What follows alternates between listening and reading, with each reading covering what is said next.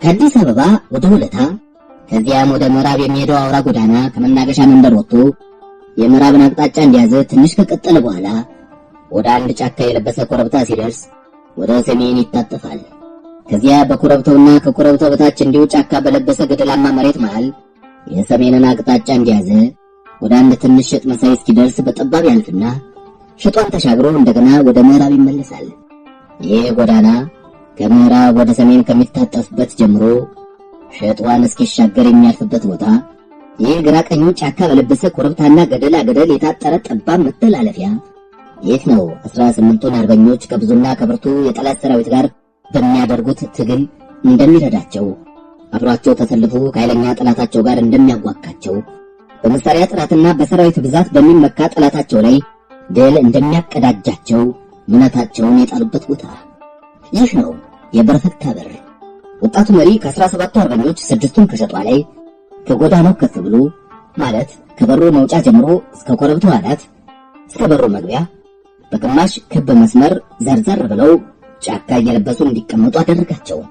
አራቱን እዚያው በበሩ አካባቢ በነበሩ ዛፎች ወጥተው እንዳይታዩ ቅጠል እየለበሱ እንዲቀመጡ አደረጋቸው። 6ቱን በሁለት እኩል ከፍሎ ከበሩ መውጫ በሁለታ ግንባር ከጎዳናው ቀኝና ግራ ሸሽጎ አስቀመጣቸው።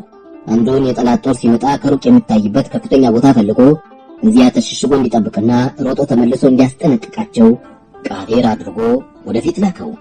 ከዚያ ሁሉም በየተመደቡበት ቦታ ሳይታዩ ጠላትን ማጥቃት የሚችሉ መሆናቸውን ዞሮ አይቶ ካረጋገጠ በኋላ ጦርነቱ ሲጀመር እሱ የሚሰጠውን ትዕዛዝና እያንዳንዱ አርበኛ ሊያደርገው የሚገባውን አስጠንቶ ሲጠባበቅ ተኩስ ተሰማ። የመጀመሪያው ብዙ ሰዎች አከታትለው በተራ የተኮሱት የጠመንጃ ተኩስ ይመስል ነበር። ከዚያ የመትረየስና የከባድ መሳሪያ ተኩስ ተከተለ። ወይ ወንድሜን ጌታነህን ገደሉት ያለ የጌታነህ የቅርብ ጓደኛ ከተሸሸገበት በር ወጥቶ በያላችሁበት እርኩ ደመኞቻችን የምንበቀል እዚህ ነው አለ ማሪው። ጌታነህ ቃፊሩ ነው። ቃፊሩ እንደታዘዘው ሳይታይ የጠላትን ጦር ከሩቅ ለማየት የሚመችበት ምቹ ቦታ ሲፈልግ ከፍተኛ ቦታ ሲያገኝ ገልጥ እየሆነበት፣ ጫካ ያለበት ቦታ ሲያገኝ ዝቅተኛ እየሆነበት ከጓደኞቹ እየራቀ ሄዶ በመጨረሻ አንድ ቦታ በብዛት በበቀለበት ሜዳ መሃል ባጭር ቁጥቋጦ የተከበበ ጉብታ አገኘና እዚያ ከመቀመጡ ድንገት ከአንድ ምዕራፍ በማይበልጥ ርቀት እንደ ግመል ጓዝ ጅራት አንገት ከጅራት ተቀጣጥሎ ከአዲስ አበባ አቅጣጫ አውራውን ጎዳና ይዞ እየተጎተተ የሚመጣ ነገር አየ። ያ ከግንባር ሲያዩት የግመል ጓዝ የሚመስል ነገር የጣሊያን ወታደር የተጫነ የካሚዮን ጓዝ ነው። ከሩቅ የግመል ሻኛ መስሎ የሚታየው በእያንዳንዱ ግልጥ ካሚዮን ውስጥ በአንድ ላይ ጅብ ብሎ የቆመ ወታደር ነበር። ወታደሩ ከየተሳፈረበት ካሚዮን ቻታኔራ ቤለ አቢሲኒያ የሚባለውን ጣሊያኖች ኢትዮጵያን ሲወሩ ያወጡትን ዘፈን እየዘፈነ ያለ አንዳች ስጋት ይጓዝ ነበር። ቃፊሩ ሮጦ ሄዶ ጓደኞቹን ለማስጠንቀቅ ጊዜ የማይበቃው የጠላት ጦር የሚቀድመው መሆኑን ስላወቀ ሌላ የማስጠንቀቂያ ዘዴ ፈልጎ አገኘ። በተኩስ ማስጠንቀቅ፣ ጦርነቱን እዚያ መጀመር። ተሸሸገበት ቁጥቋጦ 20 ሜትር ያህል ራቅ ብሎ የገታ ሳር የሸፈነውን የቀበሮ ጉድጓድ ስላየ በጎንብሶ ሮጦ እዚያ ጉድጓድ ሲገባ ከአንገት በላይ ያለ አካሉን 9 ጎራሽ ረዥም ለበኑ ውጭ ቀሩ። እነሱንም ቢሆን የገታው ሳር ሸፍኗቸው አይታዩም ነበር። የመጀመሪያው ካሚዮን ግንባሩን አሰልፎ ጎንን ሲሰጠው ጌታነህ በስማ ብሎ ተኩስ ጀምሮ በ3 ጥይት 3 ጣሊያኖች ከካሚዮኑ አውርዶ እስኪጥል ከነሱ ወገን አንድ ጥይት እንኳ አልተተኮሰም። አደጋው ድንገት ስለተጣለባቸው በመካከላቸው ደብለቅልቅ ሆኖ ለብ እስኪገዙ ትንሽ ጊዜ ወሰደባቸው።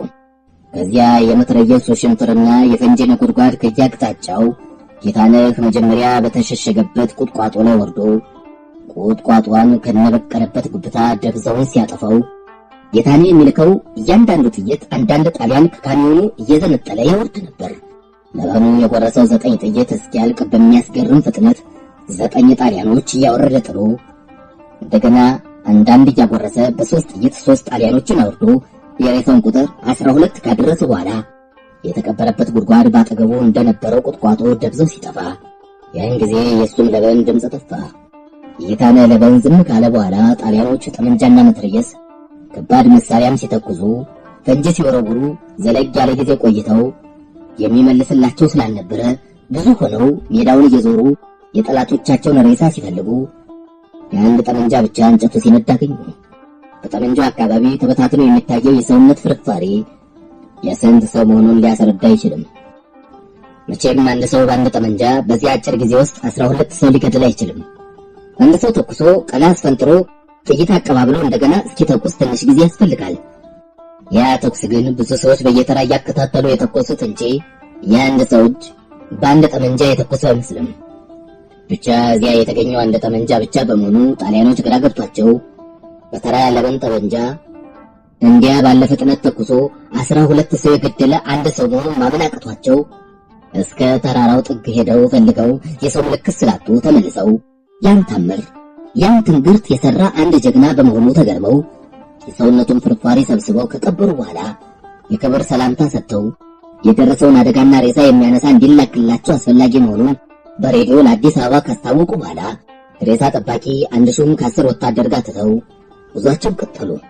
የጓዙ ግንባር ቀደም ካሚዮኑ ነጂ በርፈታ በር ኮረብታ ሲደርስ ጎዳናው ከምዕራብ ወደ ሰሜን የሚታጠፍ መሆኑን በ10 ሜትር ያክል ርቀት ስላየ በተሽከርካሪ ደንብ ጥሩምባ ነፋ። መምጣቱን ለሚጠባበቁት ጥሩ ማስጠንቀቂያ ነው።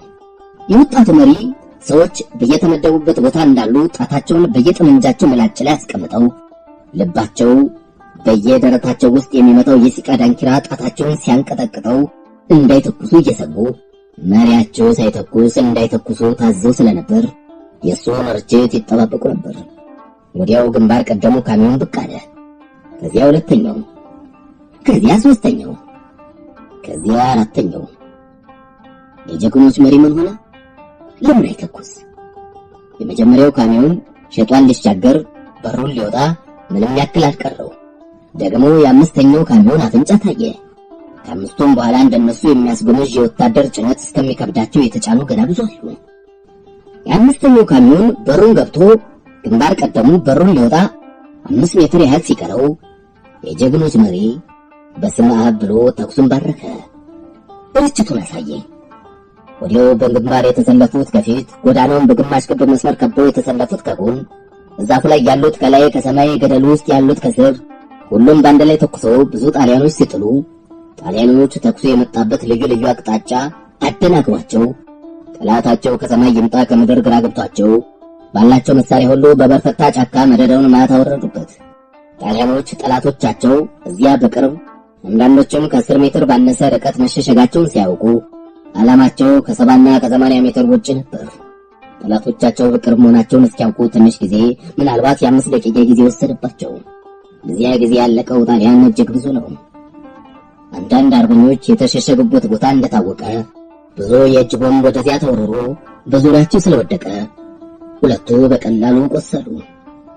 ከዚያ የጣሊያኖች ምልክት ሰጪ ባለቀይ እርሳስ አመልካች ጥይት ተተኩሶ እርሳሱ ቀይ ጅራቱን እየጎተተ ሄዶ በግንባር ያሉት አርበኞች መሪያቸው ጭምር በተሸሸጉበት አጠገብ ሲያርፍ እዚያ ያለው የጣሊያን መሳሪያ ሁሉ ያን አካባቢ ደብዛውን ለማጥፋት አፈሙዙን ወደዚያ ማዞሩን አይቶ የካሚዮኑን የቤንዚን ጋዝ አለ። የጀግኖች መሪ ወደ ካሚዮኑ የቤንዚን ጋዝ አነጣጥሮ ሲተኩስ በኃይል ጮሆ ወዲያው የመጀመሪያው ካሚዮን የነዳጅ ጋዝ ስለተመታ እንደ ቦምብ ፈነዳ። ከዚያ ሁለተኛው፣ ከዚያ ሶስተኛው። ወዲያው የመጀመሪያው ካሚዮን የነዳጅ ጋዝ ስለተመታ እንደ ቦምብ ፈነዳ።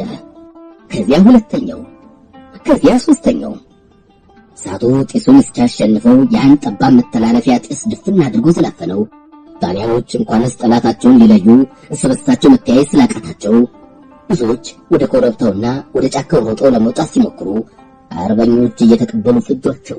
በዚያ ጊዜ ጣሊያኖች ጫካው ሁሉ ብዙ ሺህ የጠላት ጦር መሽጎ የሚዋጋበት መስሏቸው በጠባብ መተላለፊያ ውስጥ እንደታጎሩ ጢስ አፍኗቸው መተያየት አቅቷቸው ተራመሱ የነበሩበት ጊዜ ያን ጊዜ ነው የቃፊሩ የጌታነህ የቅርብ ወዳጅ በላቸው የጠመንጃው ቃታ ስለነከሰበት ወዲያም ዘግዝጎ ጥሎ ዋህሬውን መዞ ጣሊያኖችም አለቀውን ሲያዩት ጠላቶቹ መሃል ገባ።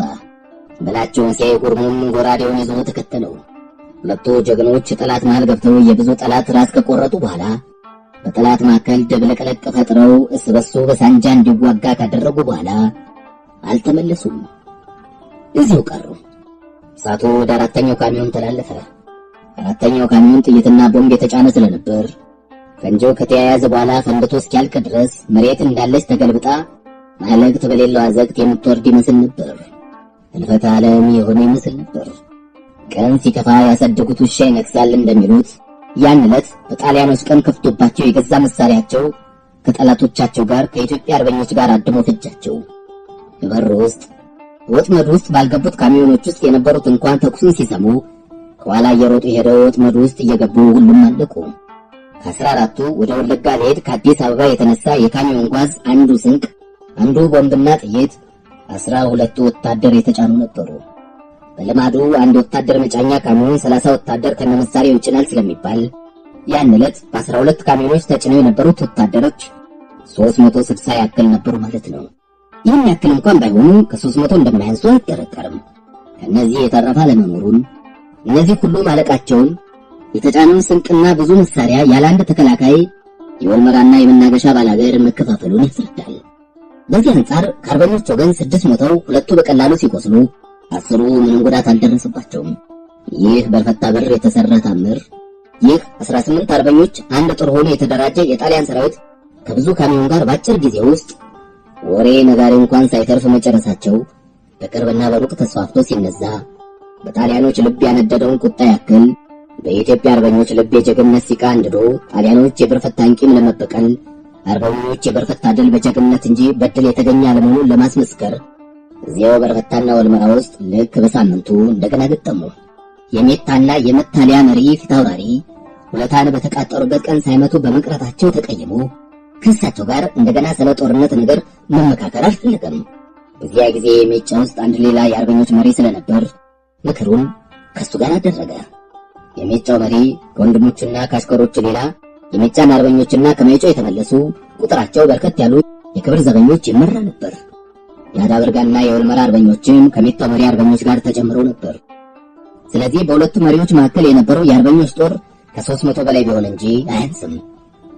ጣሊያኖች ከሳምንት በፊት በጠፋባቸው ጦር ምትክ ከዚያ የበለጠ ጦር ወደ ወለጋና ወደ ኢሉባበር እንልካለን ብለው የውሸት ሚስጥር ወሬ እንዲጎራና ይህ የውሸት ሚስጥር በዘሬ ወጥቶ ለአርበኞች እንዲደርስ አድርገው ስለነበር አርበኞች የጠላት ጦር ያልፋል በተባለበት ቀን ከንጋት ቀደም ብለው ሳይታዩ ወደ ወልመራ ሄደው እዚያ አንጥፈው ይጠባበቁ ጀመር።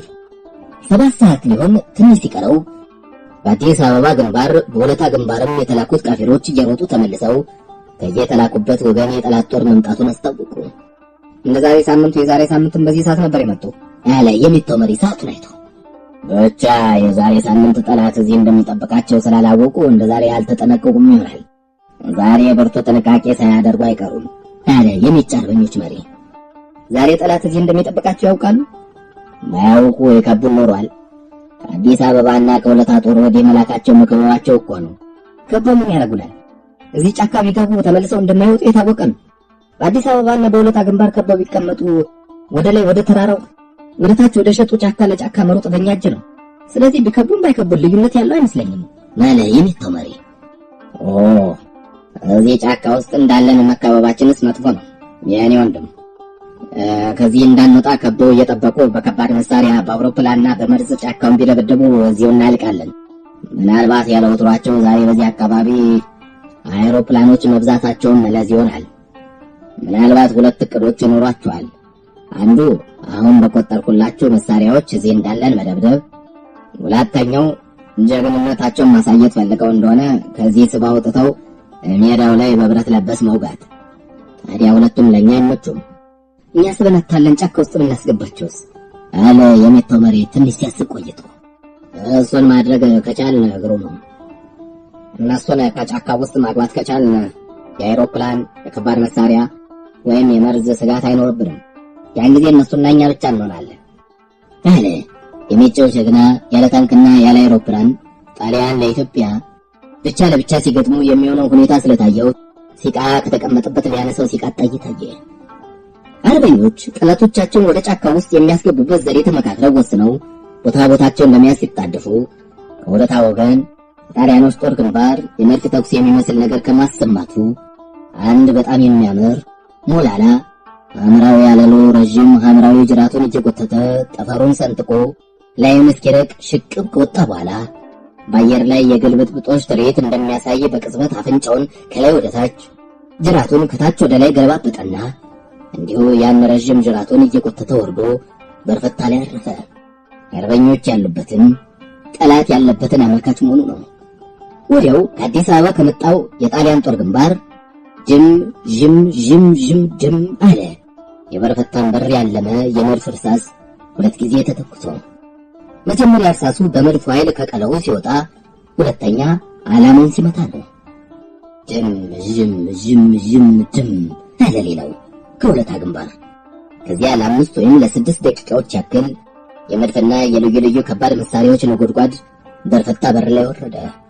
በርፈታና በአካባቢው ያለው ሁሉ እርጥብ ቅጠል ሳይቀር በፈንጂ ብዛት ተጋግሎ ነደደ። ደግነቱ ክረምት ስለሆነ ቃጠሎ ከዚያ ሊስፋፋ አልቻለም። ከዚያ የአዲስ አበባና የወለታ ጦር ግንባር አዛዦች እግረኛው ሁሉ ከሁለት ወገን ወደ በርፈታ በር እንዲገባ ትእዛዝ ሰጡ። ነገር ግን እዚያ ምንም አልተገኘም። ከዚያ በቁጣ ከመንገድ በላይ ጫካ እስከ ተራራው እንዲበረበር አዘዙ። የዛሬን ያርገውና የጫካው መዘጋና ጠምጥሞ እርስ በርሱ ተቆላልፎ በአንድ ላይ ተማግሮ የተሰራ የሚመስል ከአንድ አቅጣጫ ወደ ሌላ አቅጣጫ እንደ ልብ መዘዋወር የማይቻልበት አልፎ አልፎ በሚገኙት የአውሬዎችና የእረኞች መሽሎክለኪያ ትናንሽ መንገዶች አጎንብሶ ያውም በተራ ካልሆነ ቀረብ ብሎ ጎን ለጎን መሄድ የማይሞክርበት በጣም አስቸጋሪ ነው። ያ ጫካ ላለመደውና ላላወቀው እንደሚታና መታለያ አርበኞች ድብብቆች እየተጫወቱ ላላደጉበት እንኳንስ የተሸሸገን ያለበትን ጠርቶ የነገረን ፈልጎ ማግኘት የማይቻልበት አስቸጋሪ ጫካ ነው። በዚያ አስቸጋሪ ጫካ በዚያ እጅግር አሳስሮ ለጠላት በሚሰጥ ወጥመድ ውስጥ ከ800 እስከ 1000 የሚሆን የጣሊያን እግረኛ ጦር አርበኞችን እንዲፈልግ ታዞ ገባ። ይህ ነበር አርበኞች የተመኙት። ይህ ሆነላቸው። እዚያ የነበረው የጣሊያን እግረኛ ጦር ከአዛዦቹና ከባለከባድ መሳሪያዎቹ በቀር አንድ ሳይቀር እስከ መጨረሻው ወታደር ገብቶ ካበቃ በኋላ እንዳይመለስ በር ለመዝጋት የተመደቡት አርበኞች መመለሻውን ዘግተው ተኩስ ሲከፍቱ ጊዜ ባለፈ መጠን ተኩሱ የጣሊያን ጦር አዛዦች ትዕዛዝ ከሚሰጡበት ቦታ እየራቀ ወደ ጫካው ውስጥና ወደ ተራራው ስር እየጠለቀ ሲሄድ እዚያው ውስጥ የጦርነቱ ሁኔታ እንዴት እንደሆነ መረጃ የሚያመጣላቸው ጠፍቶ ምን ማድረግ እንደሚገባቸው መወሰን ሲያቅታቸው ከ800 እስከ 1000 የጣሊያን ጦር የገባበት ጫካ በአይሮፕላንና በከባድ መሳሪያ መምታት ወይም በጫካው ላይ መርዝ መጣል የማይቻል መሆኑን ሲያዩ ያን ጊዜ ብቻ ሁለቱ የጣሊያን ጦር አዛዦች መጀመሪያ በቁጣ ተገፋፍተው የሰጡት ትዕዛዝ ትክክል መሆን አለመሆኑን መመርመርና ብርቱ ጥፋት ማጥፋታቸውን ምህረት የማይገባቸው ባለዕዳዎች መሆናቸውን ተረድተው በራሳቸው ፈርደው ዕዳቸውን ለመክፈል ወሰኑ። ሁለቱ አዛዦች የአዛዥ ጎራዴያቸውን እየመዘዙ በየእጃቸው የእጅ ቦምባቸውን በየኪሳቸው ይዘው ጫካው ውስጥ ገብተው ትንሽ አጎንብሰው እየተሽለከለኩ እንደሄዱ ከአርበኞች ጋር በቅርብ ስለተገናኙ ጠላት ሊመቱበት የዘረጉትን ጎራዴ ጫካው ከየእጃቸው ሲቀማቸው የእጅ ቦምባቸውን ከየኪሳቸው እያወጡ አንዱ ሁለተኛው 3 አርበኞች ከገደሉ በኋላ እነሱም በብዙ ጥይት ተደብድበው እዚያ ወደቁ። ጥሩ አዛዦች ባይሆኑ ጥሩ ጀግኖች መሆናቸውን አስመሰከሩ። እንደ አዛዦች ግን ያን ጊዜ የወልመራን የጣሊያን ጦር የመሩት ሁለቱ መኮንኖች ተራ ወታደር የማይሳሳተው ስህተት መሳሳታቸው የጦርነትን ስልት ሀሁ ለማያውቅ መሀይም እንኳ ግልጽ ነው። ታዲያን አዛዦች አርበኞች በርፈታ በር አንጥፈው እንዳለፈው ሳምንት አደጋ ለመጣል የሚጠብቁ ለመሆናቸው ባገኙት ውሸት መረጃ መሰረት እዚያ ባለፈው ሳምንት ያለቁትን ጣሊያኖች ደም ለመመለስና ወደፊት ያን የመሰለ ድፍረት ለሚሞክሩ ኢትዮጵያውያን ሁሉ ምሳሌ የሚሆን ቅጣት ለማሳየት ከመጠን ያለፈ ቸኩለው በርፈታን ከደበደቡ በኋላ ጠላታቸው ያመለጣቸው መሆኑን ሲያዩ ቁጣቸው የመበቀል ችኮላቸውን ያን ያክል ጽኑ ሆኖ የወልመራን ጫካ አስቀድሞ በከባድ መሳሪያና በአውሮፕላን ሳይደበድቡ እግረኛው ጦር ሁሉ ገብቶ እንዲበረብር አዘዙ። ለዚያ ጣሊያኖች በሰው በመሳሪያም ሆነ በክብር እጅግ ውድ ዋጋ ከፈሉ። ያን ዕለት የወልመራን ጫካ እንዲበረብሩት የታዘዙት የጣሊያን እግረኛ ወታደሮች መውጫ መውረጃውን መሸሻ መሸገጊያውን በማያውቁት ጫካ ገብተው እያንዳንዳቸው ሲተኮስባቸው ከመስማትና የእነሱ ተራ ደርሶ እስኪወድቁ ከፊታቸው ወይም ከኋላቸው ጓደኞቻቸው ሲወድቁ ከማየት በቀር ከየት እንደተተኮሰ ወይም ማን እንደተኮሰባቸው ማየት በማይችሉበት ጫካ ገብተው የጀግንነት ወኔ የመሪዎቻቸውን ትእዛዝ አስጥሶ ቅጠል ለብሰው ከሚጓጉበት ዛፍ እየወረወረ ወርዶ በላያቸው ከሚጥላቸውና ከተፈጥሮ ምሽጋቸው ውስጥ ነጥቆ እያወጣ ፊት ለፊት ከሚያጋጥማቸው እብድ ጀግኖች በቀር የጠላታቸውን የጦር ግንባር ሊያዩ በማይችሉበት ጫካ ገብተው ከ7 ሰዓት ግድም ጀምሮ እስኪመሽ ድረስ ወደ ቄራ እንደሚነዳ የፈሬራ መንጋ ተከበው እየተደበደቡ ሲነዱና ሲታረዱ አሉ።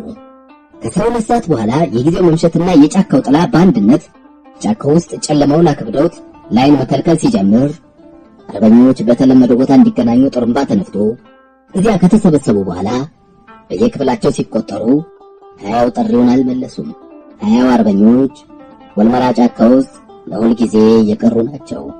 በዚህ አንጻር ከ800 እስከ 1000 ከተገመተው የጠላት ጦር ተርፎ አዲስ አበባ የተመለሰው 2 ካሚዮን ጭነት ብቻ ስለሆነ በቁጥር 60 ያክል ወታደሮች ናቸው ማለት ነው። ከነሱም ብዙዎች ቁስለኞች ነበሩ። ስለዚህ ይህ የወልመራ ጫካና ያቺ የበርፈታ በር እኒያ ለሀገራቸው ነጻነት ራሳቸውን መስዋዕት አድርገው የሰጡ ሰማዕቶችና እኛ በብርቱ ጠላት ላይ ድልን የተቀዳጁ ጀግኖች የሚታወሱባቸው የተቀደሱ ቦታዎች የቅዱሳን መቅደሶች በመሆናቸው ሊሳለሟቸው የሚገባቸው ናቸው። ጣሊያኖች እኒህን የበርፈታና የወልመራን ጦርነቶች በአንድነት ፒኮሎ ማይጨው፣ ትንሹ ማይጨው ወይም ዳግማዊ ማይጨው ብለው ሰየሙት።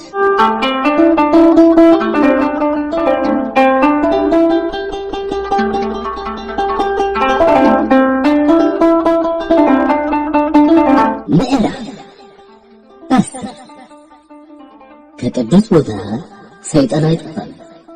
የአቶ ዮሴፍ ካሚዮን መናገሻ መንደር ሲደርስ ምንም እንኳን ሌሊቱ እየሸሸ ንጋቱ እየተከተለ በመሄዳቸው ጨለማው ቀለል ቢል ከመሬት ገና ጨርሶ አልተነሳም። የመናገሻ መንደር ነዋሪም ገና ከእንቅልፉ አልነቃም ነበር። ስለዚህ ካሚዮኑ በመንደሩ መካከል ቀስ ብሎ አልፎ ወደ በርፈታ መራ። በርፈታ በር መግቢያ መንገዱ ከምዕራብ ወደ ሰሜን በምታጠፍበት ለመድረስ 10 ሜትር ያህል ሲቀረው አቶ ዮሴፍ መብራቱን ከረጅም ወደ አጭር፣ ከአጭር ወደ ረጅም ደግሞ እንደገና ወደ አጭር ለዋውጦ 2 ጊዜ ጥሩምባ ከነፋ በኋላ በሩን ሲገባ የካሚዮኑን ፍጥነትም ድምፅም ቀንሶ የሰሜንን አቅጣጫ ይዞ ቀስ እያለ ይነዳ ጀመር። ከዚያ መንገዱ እንደገና ወደ ምዕራብ በሚታጠፍበት ደርሶ መብራቱን ከአጭር ወደ ረጅም ሲለዋውጥ ሸጧ መሻገሪያ ላይ መንገዱ በትልልቅ ድንጋዮች ተቋርጦ ታጥሮ አየ። ከቅዱስ ቦታ ሰይጣን አይጠፋም። አጋንንትና መላእክቱ በተስያን አብረው መኖራቸውን አታውቅም እንዳለው የኢትዮጵያ ቡና ቤት ገጠሬ ከበርፈታ ከዚያች ቅድስት ቦታ ከዚያች የነጻነት ሰማዕታት መቅደስ አጋንንት አይጠፉም። የበርፈታ በር በምዕራብ ከወልመራ መንደሮች በምስራቅ ከመናገሻ መንደር ራቅ ያለች ስለሆነችና እዚያ አደጋ የደረሰበት ቢጮ የሚሰማው ስለሌለ ነጠላ ሰው ወይም ያልተጠነቀቀ ባለመኪና ሲያገኙ ወንበዴዎች አደጋ እየጣሉ የሚቀሙባት፣ አንዳንድ ጊዜም ተንኮለኞች ልጆች በጎዳናው መሃል ድንጋይ እያስቀመጡ ፈጥነው በሚነዱ ባለመኪናዎች የሰው ወይም የመኪና ጉዳት የሚያደርሱባት ቦታ ሆናለች። በርፈታ የኢትዮጵያን ነጻነት ለመግፈፍና ታሪኳን ለማጉደፍ የመጡ የፋሽስት ወንጀለኞች የተቀጣባት በርፈታ፣ የነጻነት ሰማዕታት ያረፉባት በርፈታ፣ አጥሮ አስከብሮ የሚጠብቃት አታ የወንበዴዎችና የተንኮለኞች ወንጀል መፈጸም ይሆናለች። አቶ ዮሴፍ ሞተሩን ሳያጠፋ መኪናውን አቆመና ቀስ ብሎ ተጣጣፊ መትረየሱን በመቀመጫው ስር ከሸሸገበት አውጥቶ ጉበረኞች መንገዳችንን አጥሮታል፣ ገረንቼል እባክህ ውረድና ደንጋዩን አንሳ አለ ድምፁን ከፍ አድርጎ። ገረንቼል አቶ ዮሴፍ ገብረ ሚካኤልን አሳጥሮ የሚጠራበት ነው።